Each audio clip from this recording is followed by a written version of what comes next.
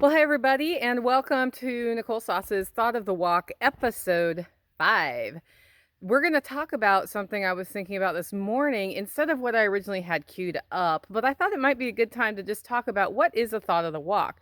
Well, I like to go on walks, and I find that it's a great time to clear your mind, and sometimes my mind's sort of dealing with something. And this morning, I was thinking about looking gift horses in the mouth. That's what I was thinking about. So I just wanted to examine this whole concept of never look a gift horse in the mouth. We'll talk about that in today's Thought of the Walk. Now, these are just small videos that I share with y'all that are little vignettes into what's going on, and they combine into a podcast episode every 2 weeks over at livingfreeintennessee.com. If you're interested in just hearing thoughts of the walk strung together, I call it my ADD episode. Anyway, that's what Thoughts of the Walk are all about. I've been podcasting for about 5 years now. 5-year anniversary was this month. I probably should have said something about that on my podcast. Maybe I will on Friday. But it's been a really fun adventure going from a lot of timidness coming up to the mic and, trying to speak with emotion when you have no feedback from your audience is really weird. But then I started getting feedback, and I started getting it on social media and other places, and that was kind of cool. But I digress because I like to digress. I like to talk. That's why I'm a podcaster. The thought of the walk today is about the phrase, never look a gift horse in the mouth. Have you ever thought about what that really means? It's kind of antiquated wisdom, right? In these days of Amazon, where somebody sends you an Amazon gift and you can just return it, or easy exchanges at stores and retail establishments all over the world that have been made even easier to return things to since the COVID pandemic. People look gift horses in the mouth all the time. I got to thinking about this because I saw somebody online who was just sharing about how they were upset with the gift they'd gotten and how much of a pain in the butt it was, and they had to go return it, and it wasn't the right thing, and they don't like it. And I thought to myself, why would you do that? Why would you complain? Why don't you just be gracious? Somebody was nice enough to give you a gift. If it's not the exact right thing or it's not something you want, that's okay. They were nice enough to give you a gift. Look them in the eye and say thank you. If they expect something more than that, then it wasn't a sincere gift. But we live in a world where graciousness is undervalued. It's an antiquated concept to be gracious. But why and what message are you sending to everybody around you about how to behave if you go online and complain about a gift, or if you tell somebody I don't like that? Now, I know some of us have really close relationships with people, and if we get something on Christmas, it's like a shirt that's the wrong size or whatever, or the wrong color. I know in my family, the deal is, hey, no hard feelings if you want to take that back to wherever, Sears or whatever, and change it out for a different thing. That takes a certain close relationship. But if somebody doesn't have that established with you in advance and they give you something that's not quite right, what you do is you smile and you say thank you. And you don't go gossip, you don't go complain, you just say thank you and you go on with your life. Because what you're doing when you do the other thing is, A, you're getting emotional about a gift they gave you. How could they give me that gift? How could they not know me that well? You are reading drama into a situation you shouldn't. One of the funniest gifts I ever got was right after, I think it was the Christmas after I had worked on this project where we researched how much electricity Al Gore uses.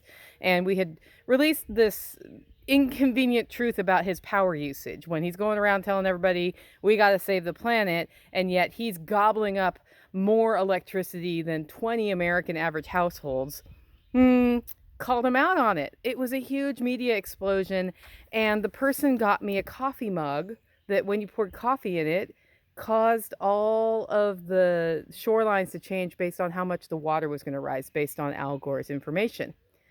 And they were coming at this. The intention with this gift was to kind of screw a little pain into me about the work I had done exposing Al Gore with the Tennessee Center for Policy Research, right?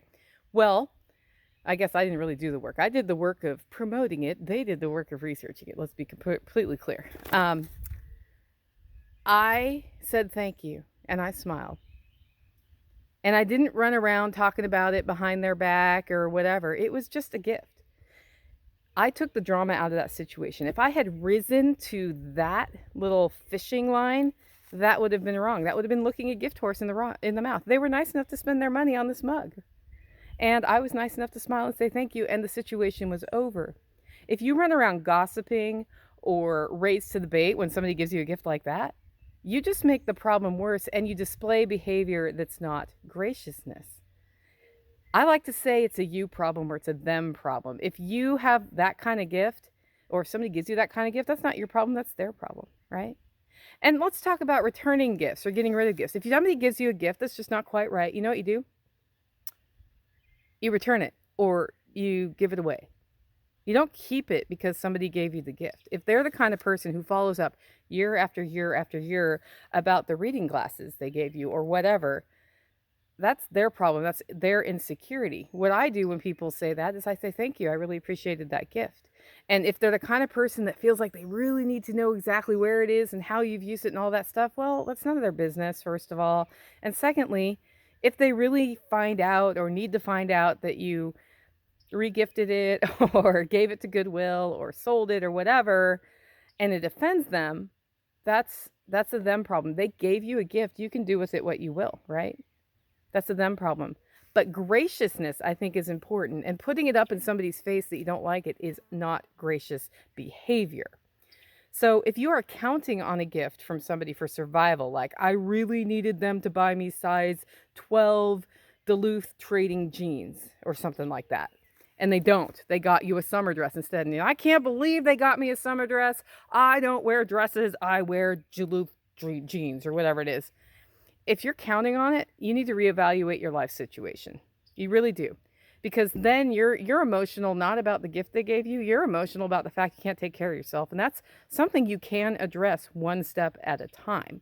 So think about that also. If you're starting to get all tight about a gift, why is it? Is it because you think they intended ill? Is it because you can't believe they don't know you well enough? Well, how could they? Only you know you. Or is it because your situation in life is such that you actually rely on gifts for income? I mean, it's not a terrible way to get income, but it's very unpredictable and you kind of got to go with whatever is given to you. A person who follows unrepeatedly on their gift, well, I guess that's a problem, right? It's a problem. If somebody's always up in your face about how did you use the gift or where is it? Can you show it to me? If somebody's like that insecure, you need to evaluate your relationship with that person. So I find gifts to be very enlightening about our relationships to people because it can show us ways that we have unhealthy relationships. It can show us ways that we have our own insecurities, and it can show other people's insecurities. And the really easy way to fix all this is just be gracious. So I think the bottom line on looking gift horses in the mouth revolves around graciousness.